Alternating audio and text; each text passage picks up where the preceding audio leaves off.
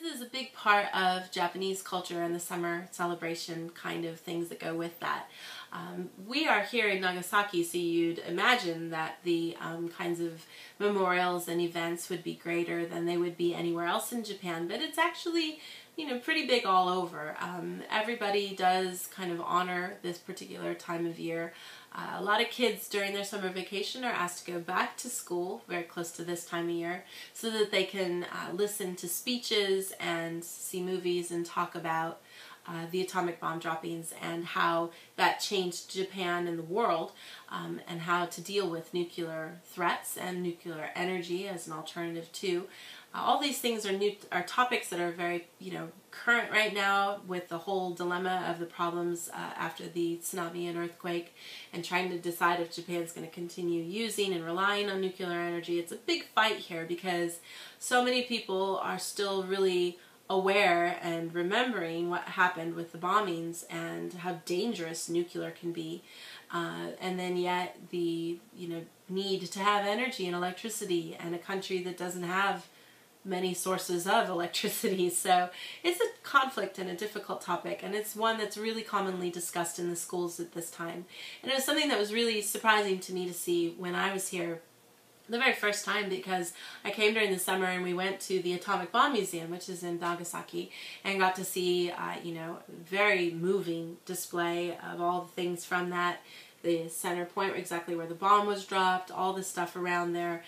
Very moving, really difficult to watch. Being an American and being there, I felt very strange. And then yet the weird thing about being there and being an American was that everybody around you was like, oh, an American, and they were all super excited to see me, and it felt really weird. I think the way that Japan has dealt with their relationship with America after the war is just strange. Maybe nice. I'm glad everybody likes each other, but not your typical after the war kind of relationship, I would assume. But so I'm there feeling really bad, and oh my gosh, this is my country that does this. This is terrible, and then people are next to me going, oh, can I take your picture? Can you say hi to me? Say hello, and it's a little strange. So, but it's definitely a big part of kind of understanding Japan in general, the way that people deal with history and the way they deal with conflict. It's in the past. It's something to learn from, which is a huge part of what the Atomic Bomb Museum is about, is teaching about how stupid atomic bombs were, and if the U.S. didn't drop one, someone else was going to anyway, and so there really is no need to place blame, because it was just a bad thing that humanity as a whole was doing. And I kind of admire that perspective, that it's, not about pointing fingers and saying, oh, Americans are evil, they dropped the bomb, which we are. But it's war, too, though. You do what you do during war, right? That's hard. It's a tough balance, I think. I think there's a lot of people that would say, oh, well, Pearl Harbor, that was terrible, and the whole arguments for all those kinds of things. It's a war. Of course people are going to attack. I think, do we go that far, though, to use a weapon of that terror and destruction? And I think that's the point of the whole thing at the Atomic Bomb Museum in Japan, is that no, we shouldn't go to that extreme. It's too dangerous. Too many, innocent lives are lost from that kind of a thing, and it shouldn't be something as a consideration. And so the sole purpose is to just try to educate everybody to give up on nuclear weapons, to let them go, and move forward. And I think that perspective is one to really be admired by people here.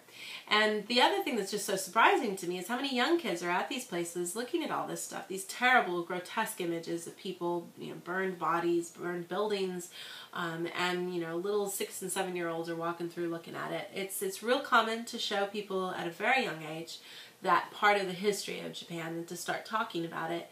And I know, even when I was in high school, we had to get permission slips to see images of the Holocaust. It's like, come on, people, really kind of, being overprotective of people, I think, in some ways.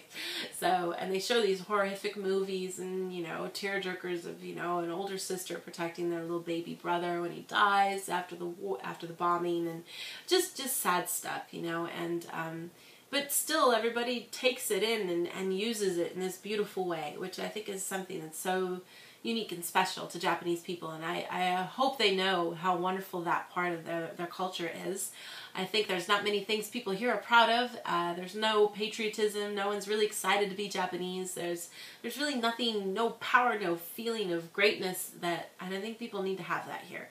Because the country just can't survive if it's just floating along doing nothing. So I hope at a time like this, when we look at the great way that Japan recovered, you look at Nagasaki now and you just can't even imagine that anything that terrible happened in such a recent history.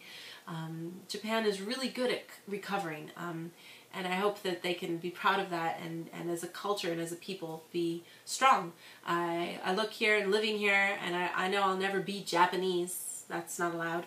But being here as long as I have, I hope for my new home, for the people here to be strong and proud and happy of who they are and where they are in the world, because it's a really great country. So